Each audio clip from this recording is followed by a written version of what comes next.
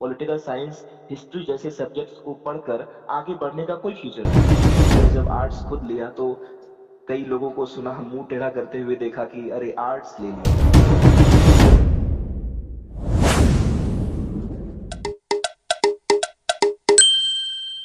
Hello, I am Amit.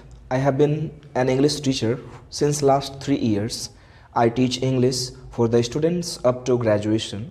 I also run a YouTube channel named englishwithmotivation.com. Sir के साथ एक छोटी सी conversation यहाँ पे हम लोग करना चाहते हैं एंड इंग्लिश ऑनर्स के स्टूडेंट्स एंड जो भी स्टूडेंट जो आर्ट्स परस्यू करते हैं तो उन्हें जो भी प्रॉब्लम्स होती है एंड कैसे एक यूट्यूबर या फिर एक टीचर को आर्ट्स पढ़ाने में या फिर स्पेसिफिकली इंग्लिश ऑनर्स पढ़ाने में जो भी प्रॉब्लम्स आती है उन बारे में हम लोग बात करेंगे एंड कैसे एक एजुकेशनल चैनल को कितनी ही प्रॉब्लम का सामना करना पड़ता है अगर वो एक टेक चैनल हो या फिर इंटरटेनमेंट चैनल हो तो वो कितनी जल्दी ग्रो हो जाता है एंड अगर एक एजुकेशन चैनल हो एंड स्पेसिफिकली वो अगर फ्री में भी पढ़ाते हो तो भी उन्हें स्टूडेंट्स की कितनी कमी होती है। तो आज हमारे साथ हैं जैसा कि मैंने आपको बताया Amit sir from Bihar. Sir अपने बारे में थोड़े सा इंट्रोडक्शन दीजिए। Yes, as Abhishek told all of you that I have been an English teacher, and it was my passion to teach on platforms like YouTube because we can gain much audiences on this platform. अ, तो अभिषेक ने जैसा आप लोगों से कहा कि बहुत सारी समस्याएं होती है, खास करके एक टीचिंग चैनल, यदि एक एजुकेशन चैनल हो तो उसका ग्रो काफी कम होता है। कुछ एक्सेप्शनल चैनल्स होते हैं, जैसे कि हम अभी फिलहाल खान सर को देख रहे हैं कि वो बहुत ही ज्यादा ग्रो किए, लेकिन मोस्ट ऑफ द चैनल्स जो होते हैं उनकी ग्रोथ बहुत ही कम होती है। वो मेहनत करते हैं, बहुत ही जेन्युइन चीजें प्रोवाइड कराते हैं, फिर भी ऑडियंस उन्हें पता नहीं क्यों इग्नोर करती रहती है। Okay sir. तो सबसे फर्स्ट क्वेश्चन मेरा जो होगा वो है कि हम लोग कौन हैं? Who are we here because we want to earn from students? अगर नहीं तो फिर क्यों? क्यों नहीं? No, we never wish to earn from YouTube, but we all need something to survive. Uh, एक पर्पस ये भी होता है कि कुछ ना कुछ अर्निंग आए, लेकिन जो हमारा मेन पर्पस होता है कि हम ज्यादा से ज्यादा ऑडियंस, यानी ज्यादा से ज्यादा रेंज ऑफ ऑडियंस को हम लोग कवर कर पाए, क्योंकि ऑफलाइन ये चीजें संभव नहीं हो पाती है। जी बिल्कुल सर। नेक्स्ट क्वेश्चन है मेरा आपसे कि बिहार में इंग्लिश ऑनर्स की पॉपुलैरिटी आपको क्या लगता है कितनी है? जैसा कि मैंने अभी तक देखा है कि चूंकि बिहार बोर्ड में 10th तक इंग्लिश को कंपलसरी तक नहीं रखा गया है, जी। ये बहुत ही बड़ा अफसोस का विषय है, क्योंकि हमें अक्सर लगता है कि अंग्रेजी एक बेसिक नीड हो चुकी है आजकल के समय में। सरकार को इस तरफ जरूर ध्यान देना चाहिए। और इंग्लिश ऑनर्स के इंटरेस्ट की जहां तक बात है, तो बच्चे अक्सर देखने को मिलते हैं कि कोई हिस्ट्री, कोई पॉलिटिकल साइंस, जबकि उनको खुद नहीं पता वो क्यों ले रहे हैं हिस्ट्री, क्यों ले रहे हैं पॉलिटिकल साइंस। जी। तो पता नहीं उनकी क्या मानसिकता होती है, उन्हें बस लगता है कि नहीं, बस उन्हें डिग्री प्राप्त करनी है और किसी तरह से ग्रेजुएशन क्लियर करना है, आगे बढ़ना है, जबकि इसका कोई फ्यूचर नहीं है। पॉलिटिकल साइंस, हिस्ट्री जैसे सब्जेक्ट्स को पढ़कर आगे बढ़ने का कोई फ्यूचर नहीं है। जी, मेरा अगला प्रश्न इसी से रिलेटेड है कि इंग्लिश जो हम लोग लिटरेचर को स्टडी करते हैं, क्या जैसे फॉरेन कंट्रीज़ में लिटरेचर को जिस मोटिव से पढ़ाया जाता है एंड बिहार एंड या फिर पूरे इंडिया को भी अगर हम लोग कवर करते हैं, तो जो लिटरेचर का जो पढ़ाने का तरीका है या फिर जो मोटिव है, क्या आपको लगता है कि वो सेम है? मोटिव तो हमेशा ही सेम होना चाहिए, क्योंकि लिटरेचर पढ़कर हम बहुत कुछ जीवन में सीख सकते हैं। लिटरेचर, कहा जाता है ना कि literature is the mirror of society, साहित्य समाज का दर्पण है। जी, तो कहीं बिल्कुल ना सर। कहीं हम साहित्य से प्रेरणा ले सकते हैं, अपने जीवन शैली में बहुत सारे अच्छे बदलाव ला सकते हैं। तो आपको लगता है कि बिहार के जो स्टूडेंट्स हैं वो अवेयर होते हैं लिटरेचर परस्यू करने से पहले कि अगर हम लोग ये परस्यू करेंगे तो हमारे पास ये करियर ऑप्शंस होंगे या फिर ये हम लोग सीख सकते हैं? जैसा कि मैंने पहले भी कहा कि बहुत ही ज्यादा कमी है बच्चों की इंग्लिश जैसे सब्जेक्ट को चुनने में। बहुत ही कम बच्चे होते हैं जो कि इंग्लिश को चुनते हैं, और इतना तक ठीक है, लेकिन इससे बड़ी बात ये कि बच्चे चुन तो लेते हैं, लेकिन उन्हें कहीं ना कहीं आगे लगता है कि बस किसी तरह से पास कर जाना है। जब एग्जाम टाइम्स होते हैं तो वो लोग पढ़ लेते हैं, फिर थोड़े वक़्त के लिए उन्हें लगता है कि नहीं चलो अब मार्क्स हम जो है मिल जाएगा। जब ज़रूरत भरी पड़ते हैं, कहीं न कहीं एक पैशन जो होता है पढ़ने के लिए नहीं होता है। इस वजह से कहीं न कहीं उनमें ये कमी दिखती है कि उनके पास प्रॉपर नॉलेज तक नहीं होता। मैं एक उदाहरण देना चाहूँगा, मैं मिला था मुंगेर या मगध यूनिवर्सिटी के किसी बच्चे से, तो वो ग्रेजुएशन कर चुका था। मैंने उससे पूछा कि तुम लोगों का सिलेबस तो डिफरेंट होगा, तो कौन-कौन सी नॉवेल्स थी तुम लोगों के सिलेबस में? तो उसका जवाब यूँ कुछ था कि नॉवेल क्या होता है? जी, तो वो मुझे लोग तो एक गेस्ट शॉक पेपर सा से ही लगा, कंप्लीट सदमा करते लगा। हैं। जी, बिल्कुल।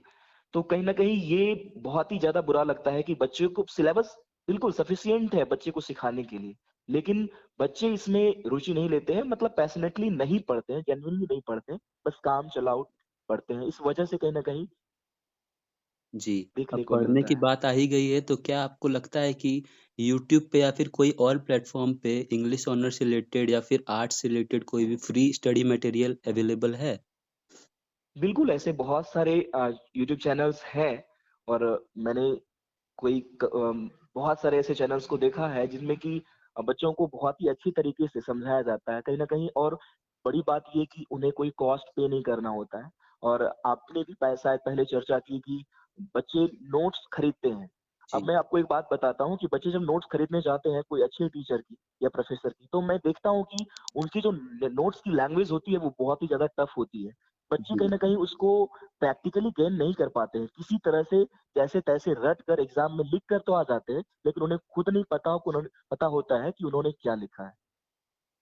जी, एंड नोट्स के प्राइस के हिसाब से क्या आपको लगता है कि वो स्टूडेंट्स के लिए वर्थ इट होते हैं, जबकि इतने सारे फ्री मटेरियल्स अवेलेबल होते हैं यूट्यूब पे? नहीं होते, तभी तो मैंने ऐसा कहा कि बच्चे को खुद समझ नहीं आता कि वो लिखा हुआ क्या है। जी, क्योंकि मुझे भी कई हद तक एप्रिशिएट करा जाता है बच्चों के द्वारा। बच्चे अक्सर बोलते हैं कि सर आपकी लिखने की शैली जो है, लैंग्वेज जो होती है काफ़ी सिंपल होती है, इस वजह से हम लोग उसे आसानी से सीख पाते हैं। तो कहीं न कहीं ये एक बात होनी चाहिए और मैं कभी नहीं कहता कि आप किसी के लेखन शैली को कॉपी करें, राइटिंग स्टाइल को। आप एक अपना लैंग्वेज डेवलप करें अपने अंदर ताकि उसे अपने तरीके से लिख पाएँ। यही तो कला है, आर्ट्स पढ़ने का मतलब ही यही होता है। जी। तो मेरा अगला सवाल आपसे है कि हमारा क्या हार्ड वर्क एंड कितना इन्वेस्टमेंट होता है जब हम लोग कुछ भी चीज़ जैसे कि आपने नोट्स कहा कि वही नोट्स जो कि मार्केट में अवेलेबल होते हैं उनके हाईली प्राइस्ड होते हैं वो बट हम लोग उसे फ्री में अवेलेबल कराते हैं। तो इसमें हम लोगों का कितना इन्वेस्टमेंट लगता है, कितना हार्ड वर्क लगता है एंड हमें क्या आउटकम मिलने को देखने को मिलता है? इन्वेस्टमेंट कहा जाए तो इसके पीछे हार्ड वर्क होता है, कहीं न कहीं हम समय भी देते हैं, तब जाकर एक अच्छा खासा समय लगता है, तब जाकर कहीं न कहीं एक लेक्चर या एक नोट्स तैयार हो पाती है। और दुःख तो तब होता है जब बच्चे उसे देखना तक पसंद नहीं करते। जी। तो आखिरी में आप क्या कहना चाहेंगे हमारे व्यूअर्स से? व्यूअर्स से हम यही कहना चाहेंगे कि आप जो है सीरियसली पढ़ें। यदि आपने इंग्लिश जैसे सब्जेक्ट को चुना है तो इसका फ्यूचर बहुत ही अच्छा है। यदि आप देखें तो आपके गाँव समाज में या आपके स्थानीय स्कूलों में लैंग्वेज टीचर्स की बहुत ही ज़्यादा कमी देखने को मिलती है। और कहीं न कहीं यदि आप टीचिंग लाइन में भी जाना चाहते हैं या फिर कहीं न कहीं सिविल सर्विसेज़ वगैरह के लिए भी आप आगे बढ़ना चाह रहे हैं, तो ये आपके लिए बहुत ही अच्छा सब्जेक्ट हो सकता है। जी। और सीरियसली पढ़ने की ज़रूरत है, गंभीरता पूर्वक पढ़ने की ज़रूरत है। यदि आप इस तरह से काम चलाओ पढ़कर आगे बढ़ेंगे भी तो इसका कोई औचित्य नहीं होगा। एंड जैसा कि सब लोगों का मान्यता है कि आर्ट्स जो सब्जेक्ट होता है वो साइंस से हमेशा उसे नीचा ही समझा जाता है। तो इसके बारे में आपको क्या कोई इस पे कमेंट कीजिए? मैं नहीं मानता कि आर्ट्स सुपेरियर नहीं या इन्फीरियर है। मतलब देखिए सारे सब्जेक्ट की अपनी जगह अपनी इम्पोर्टेंस है। ये आपके एम पर डिपेंड करता है या फिर आपके इंटरेस्ट फील्ड के ऊपर डिपेंड करता है कि आप क्या चुनना चाहते हैं। हाँ, अक्सर मैंने भी देखा है, मैंने जब आर्ट्स खुद लिया तो कई लोगों को सुना मुँह टेढ़ा करते हुए देखा कि अरे आर्ट्स ले लिए, जी, जी। मतलब साइंस में ऐसा क्या था कि आगे नहीं बढ़ पाए? तो देखिए कहीं न कहीं ये मानसिकता है हमारी कि आर्ट्स को कमज़ोर सब्जेक्ट समझा जाता है। बच्चे यदि कोई भी सब्जेक्ट लें, मैं सिर्फ़ इंग्लिश की बात नहीं कर रहा। यदि जी। बच्चे जेन्युइनली उसको पढ़ें, तो कहीं न कहीं उससे बहुत ही ज़्यादा नॉलेज हासिल होगा और उनके लिए जीवन में बहुत बेनिफिशियल साबित होगा। यानी कि बच्चे सिर्फ़ मार्क्स लाने के लिए नहीं बल्कि कुछ नॉलेज गेन करने के लिए भी पढ़े। बिल्कुल, मैं बच्चों से हमेशा कहता हूँ कि सर्टिफ़िकेट और डिग्री के लिए मत पढ़िए, नॉलेज के लिए पढ़िए। सर्टिफ़िकेट, डिग्री तो मिल ही जाएगा। नॉलेज रहेगी तो आप कहीं न कहीं जीवन में कुछ न कुछ अच्छा ज़रूर करेंगे। तो सर आपका भी एक यूट्यूब चैनल है englishwithmotivation.com। तो आपको क्या मोटिवेशन मिली कि आपने इस चैनल को स्टार्ट किया? इसके पीछे का कारण ये था कि मैं पहली बात तो कि मैं अपने अंदर वो कॉन्फिडेंस डेवलप करना चाहता था कि मैं उस काबिल हूँ या नहीं हूँ। समय लगा इसमें बहुत ही ज़्यादा तब तक, और उसके बाद धीरे-धीरे हमने जो है कहीं न कहीं लर्निंग एज भी था उस टाइम में जब मैंने शुरू करा था, तो मैं ग्रेजुएशन का स्टूडेंट रहा था। मैंने पार्ट 3 अपीयर करा था एग्ज़ाम। तो बहुत कुछ सीखने को भी मिला, कहीं न कहीं टेक्निकल हुए, टेक की चीज़ें भी समझ में आई, सीखी हमने। और हाँ, जैसा कि बीच में आपने चर्चा की, मैं उस बारे में भी थोड़ा बताना चाहूँगा कि जी, जी। एजुकेशन चैनल को उतनी ग्रोथ नहीं मिलती है, लेकिन जैसे कि एंटरटेनमेंट चैनल हो या फिर कोई टेक चैनल हो, तो बहुत ही ज़्यादा ग्रो कर जाता है।